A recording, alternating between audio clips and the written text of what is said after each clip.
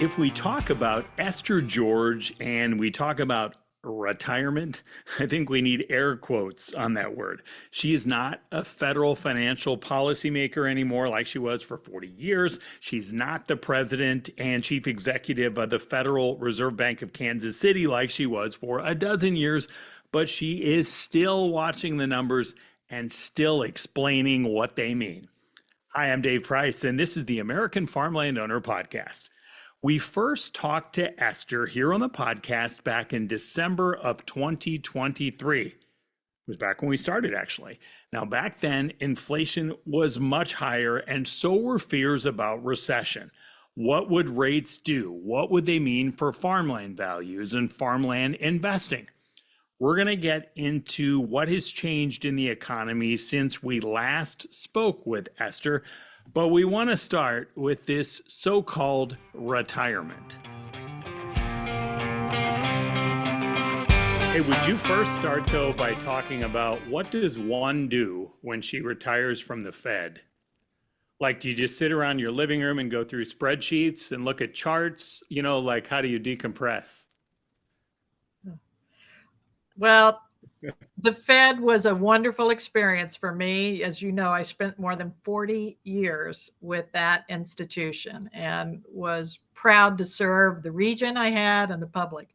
But when you walk out the doors, it's a hard stop, which is no more data, no more administrative support. You're kind of on your own at that point. And it takes a minute to think about what you've learned, where you want to put your time and your passion. And so I love talking about the economy, and I love talking about what comprises that economy, how policymakers think about it.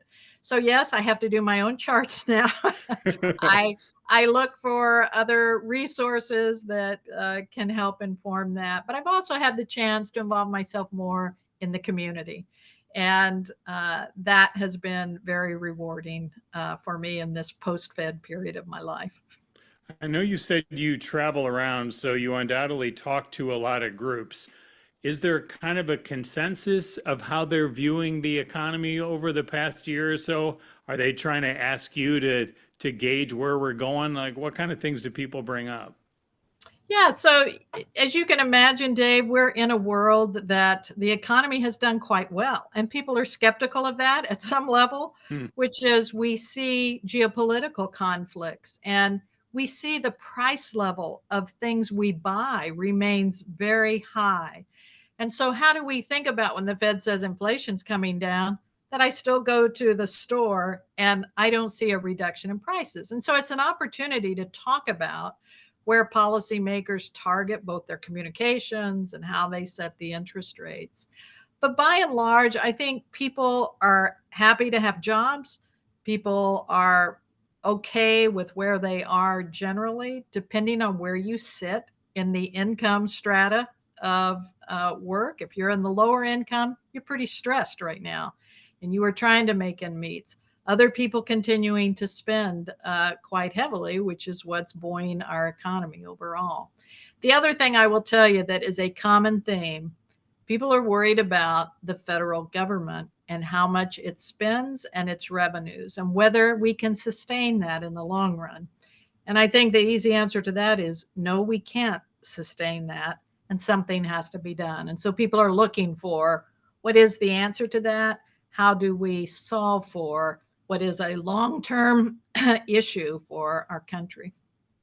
Your example about what people see, especially at the grocery store, isn't that hard for people to grasp in the sense that we essentially always have inflation, right? Like we don't go backwards on prices. We don't expect today, by and large, we don't expect what we're paying today to be less than what we did overall 5 years ago or 10 years ago or whatever. But how that psyche of the sticker shock we're going through, regardless of whether your wages are now going up faster than the rise in your costs, like it's still hard when prices have gone up so much, right? Isn't that part of our Absolutely. issue? That kind It's a of big part of disconnect? our issue.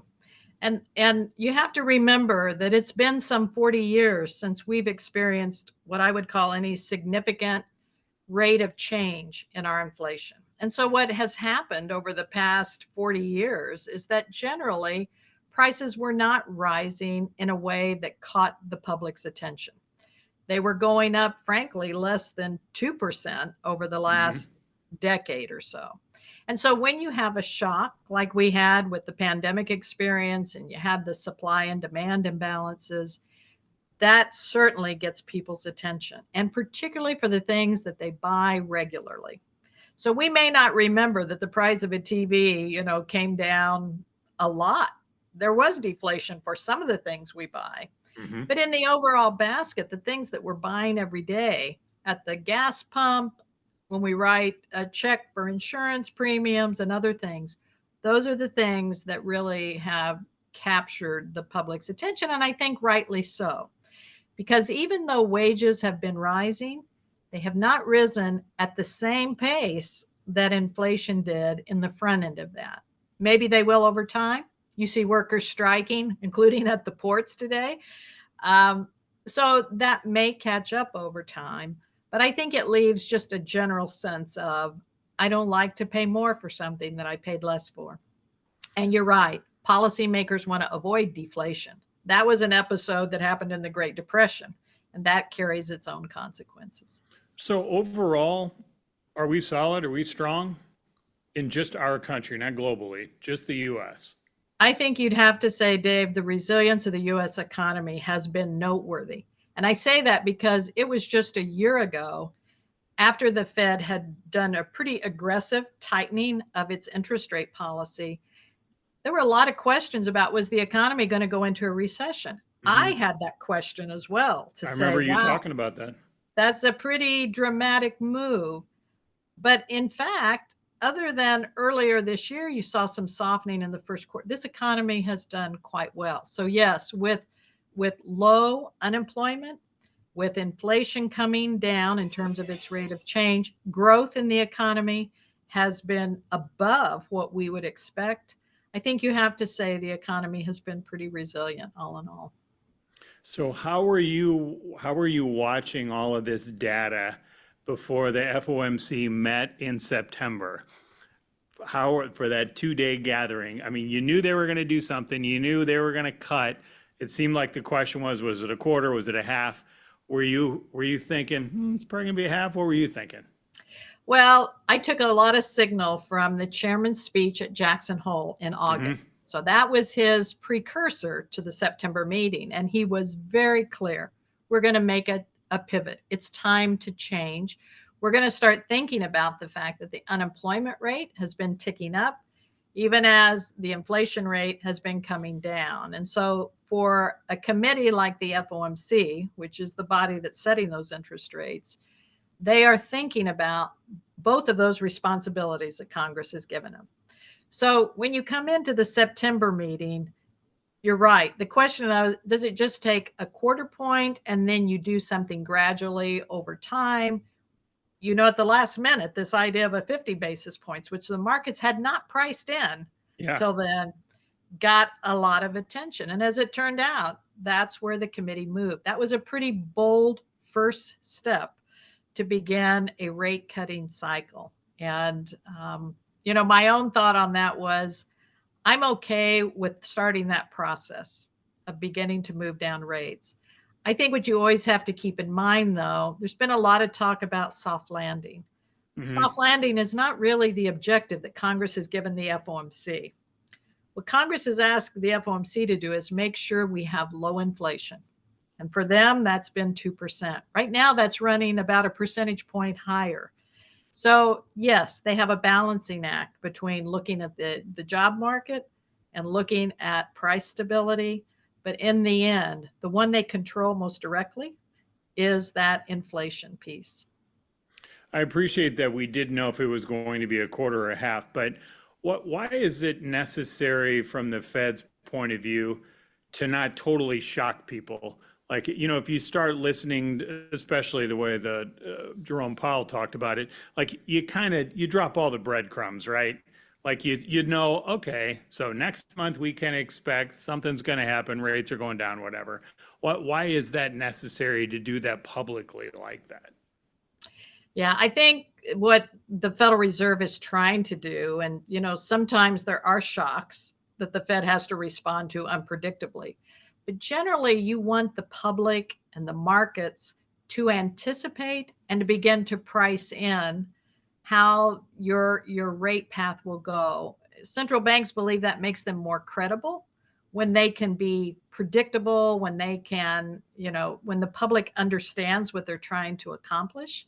Sometimes that comes through your words of saying, here's what I think it's going to look like.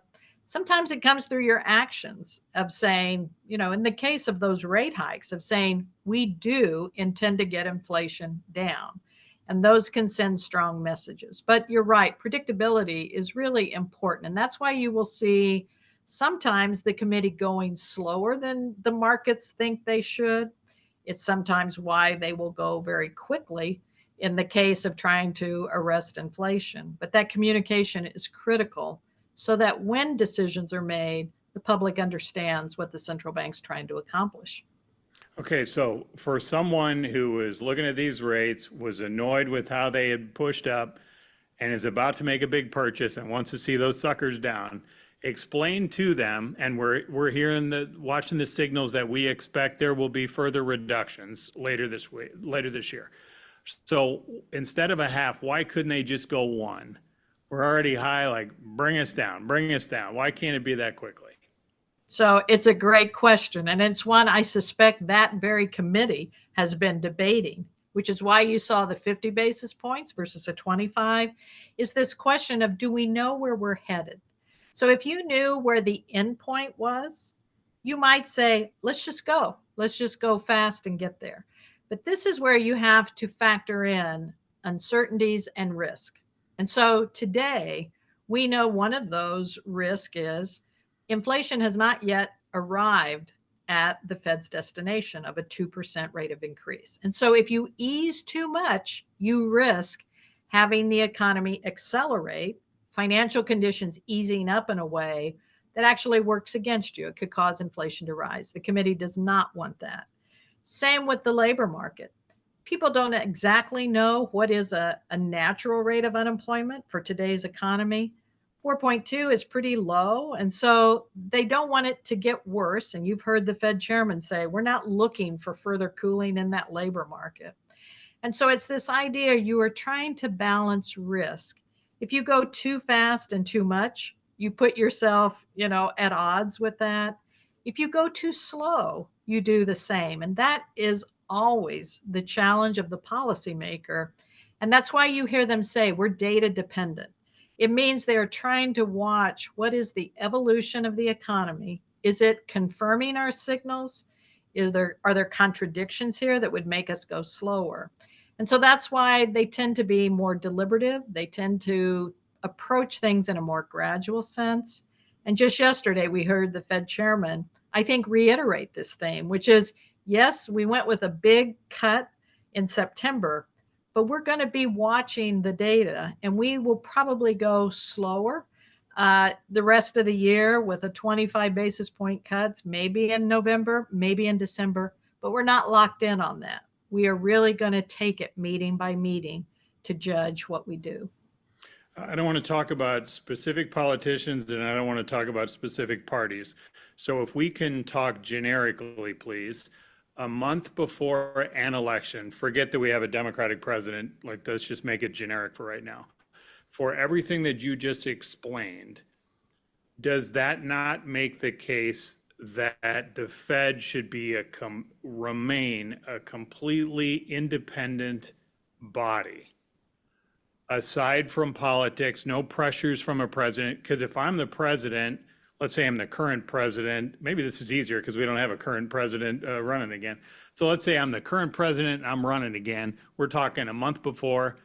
I'm thinking, I'm calling Chair Powell to be like, look, dude, let's knock this down a full point. Heck, let's go 1.5, whatever. Let's get this thing roaring so everybody feels great right before they go vote, right? Like, am I being crazy about this? Like, doesn't this demonstrate that we need that separation? It's exactly the example of why central banks, and this has been true over many, many decades of studying what causes some of the best performance in central banks? Independence has really been one of the things that globally economists and policymakers believe allows that. And really, to put it in shorthand, Dave, you don't want the people that spend the money to be also being able to print the money. So you put that separation in there so that the central bank is independent. And the other thing I would remind people is the central bank is trying to achieve long run objectives. So when you think about politicians, they have a pretty, you know, contained window of when they want to act, things they want to do, and that is inconsistent with a policy that really affects the economy over the long run. So that independence is very important. It remains as important or more important today perhaps than it did years ago. But you know, we can take the 100+ history of the Fed, and I can go through and show you politicians over time that have really railed against the Fed, that have pressured the Fed to try to take actions. And I can also show you presidents that suffered from an economy and the fact that the policies didn't align with their political agendas. So, yes, independence is core. You will hear this Fed talking a lot about it in their public communications.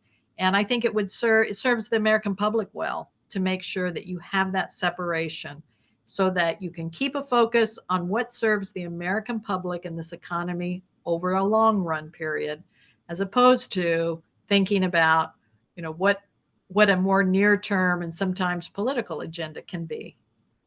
Is it too soon for you to have a feel about whether to expect two 25 basis points reductions, so November, December before the end of the year? Is it too soon to predict something like that? Well, I think it's too soon to predict with any confidence at this Okay. point. But here are a couple things I'm thinking about. So, yeah, I think the way the economy is operating today, you might say 25 and 25, that would give us 100 basis points and put us down more in a 4% range. Mm-hmm. Sounds reasonable to me. However, let's look at this port strike. This is coming at a time when that's about a $5 billion a day hit. Now, if that's short term in nature, it's not likely to upset, you know, the economy in any way. If it persists for any length of time, you will get that supply demand issue coming into play again, which could put upward pressure on inflation, could hurt growth. You know, there'll be things to think about. Our geopolitical things going on today, you know, this conflict in the Middle East and looking, we've not resolved what has become an extended conflict in Europe. How those begin to play out in the country is hard to see, but you do see already today, even though oil prices are still relatively low compared to a year ago, they are moving up. So, those are the kinds of things I think that make you hesitate a bit. How will the labor market be affected? We see manufacturing looks like it's contracting based on all the surveys, but you know, trying to place those things relative to a longer run forecast is a real challenge right now. And I'm, as you can imagine, quite sympathetic to the FOMC members who have to think about that. So, yeah, I think a steady 25-25 makes sense, but that could either slow down or it could speed up depending on how weakness in the economy surfaces. You had some politicians complaining that they waited too long to act. Is that valid? It'd be hard for me to really rationalize that when you think about where the economy is today. So we see second quarter GDP came in at 3%.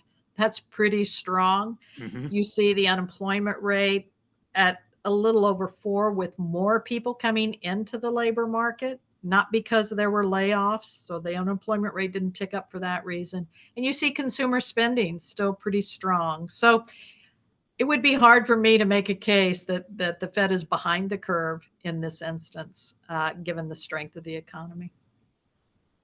So what is the thing we need to watch most, maybe in the next few months? Is there a particular, because he has talked about unemployment, what is it, consumer pattern? Like what's going to really dictate the most, kind of the biggest stat we got to keep an eye on that'll really determine where we're headed? Well, I think the Fed's been clear, and I think this will drive their actions is watching the labor market. Okay. We will get a couple of more reports that give hints about the labor market before they meet again in November.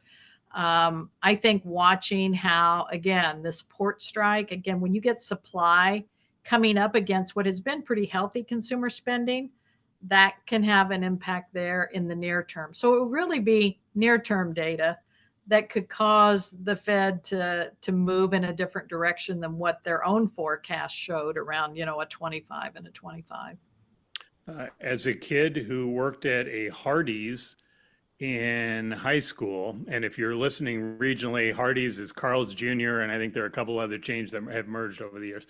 I remember I made $3.35 an hour, big money back then.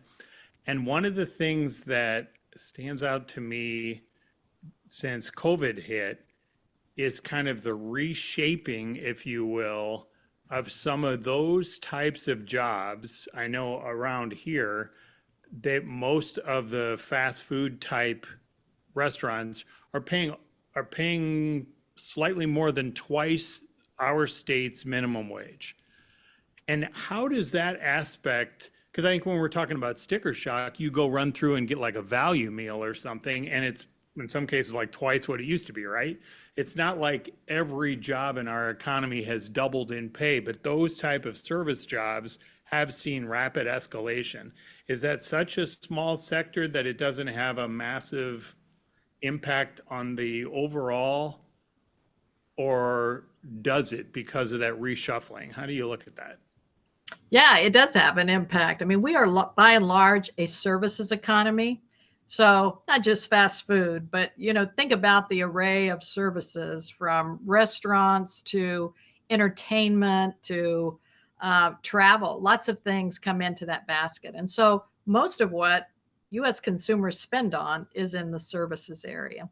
And as we came through the pandemic, the real shortages were in that sector. Remember, we couldn't do those things. That's why people had turned to getting on their computers and buying stuff or remodeling their house. And that's why we saw some of the inflation in what they call goods really soar. That has since come down because now that we're all out and about again, we're putting more pressure on that sector. And so shortages of labor are really what drive cost in that sector.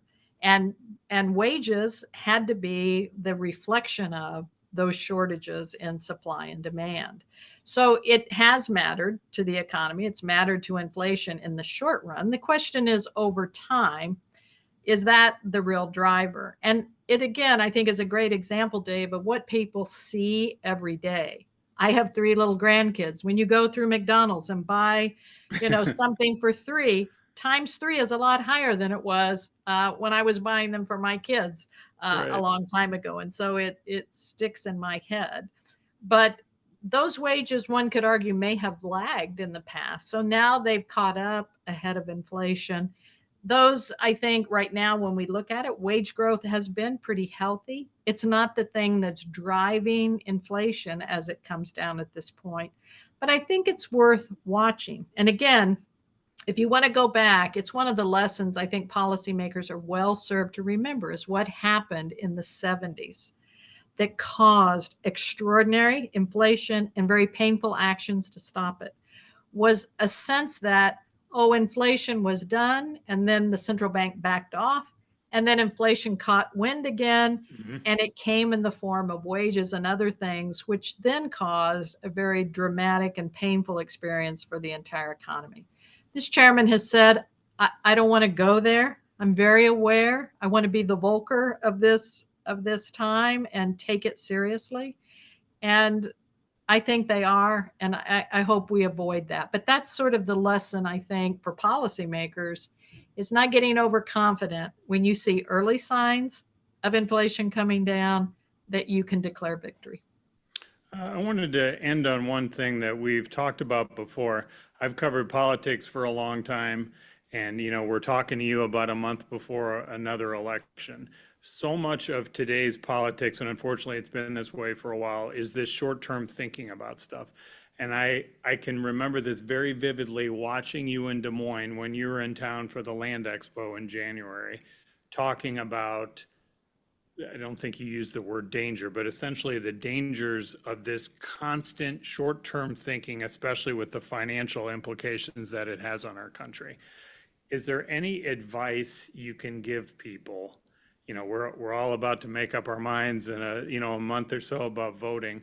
How do you convince policymakers and decision makers to have a longer term view when in many cases it is better in their short term interest to promise us a bunch of stuff and put it on the credit card and worry about paying that bill or not paying that bill later on? That seems to be such a challenge for us, kind of in this tribalistic mentality we have, because now you're in your camps. You have your Republican nominee, you have your Democratic nominee, and if you're somebody who's generally attracted to one of those flavors, you're like, oh, I'm going to stick with the party I usually vote with. But big picture, we're not solving this longer term stuff. So how do we possibly change that mentality? And is it voter driven, or what's going to change that? Yeah. Well, I think when you're in a democracy, when you're in a country like the US, it starts with each of us. And we must hold our leaders accountable for the long run. Now, yes, we've had some painful experiences in the short run, and you've seen the federal government swoop in to aid. You've seen the Federal Reserve swoop in with zero interest rates and a lot of bond buying for its own balance sheet. But the real health of our economy comes from long run thinking. It comes from thinking today, what seeds do I plant that forms a tree, is the saying, that provides shade for future generations. We have got to start thinking about the next generations and think about what it is that made this country what it is today. And it was not short run thinking. It was making investments that didn't pay off for the current generation. And I think the same will be true here. We will have to hold our leaders accountable for outcomes for our children, for our grandchildren, to enjoy the kind of prosperity that I think many Americans are reacting to today and saying, we want that. I don't know that falls to any particular politician today, as much as it falls to saying there is a strategy, there are a set of steps that may be painful in the short run, but get us to a better place in the long run. And that kind of thinking, I think, requires leaders who can express that to the public, that can paint shared sacrifice in a way of hope for the future. That's what I hope we get at some point, Dave, is a way for leaders to step up to this ahead of a crisis, ahead of something that will really force our hand, because it doesn't get easier in those instances. It gets harder. And so that's what I hope for this country. We have seen it before. It is doable. I mean, we can go back and look some decades to see we have been able to balance a federal budget. We have been able to provide a safety net in this country that serves those that don't have the same advantages. But you have to be very deliberate about how you think about doing that. And that, of course, will benefit us globally. It will benefit our labor market, and it will benefit what I think has become the psyche of the American people, to really want that for their future. Sounds to me like you need to write a book and go on a national book tour. I don't know about that. Maybe you could help me. Book it. I'm there. I would do that. Hey, thank you so much. Always good to catch up with you. We appreciate the insight. Thank you very much. Good to be with you. She is Esther George, former president and chief executive of the Federal Bank of Kansas City, still tracking the numbers. She just has to track them on their own these days. You can read our profile about her in the weekly newsletter at AmericanFarmlandowner.com. When you get there, enter your email address and you can get the newsletter sent right to you every week. By the way, a request here. Please share this podcast with others so they too can learn from our guests like Esther. Thanks for doing that. Thanks for listening, and thanks for caring about the future of our farm.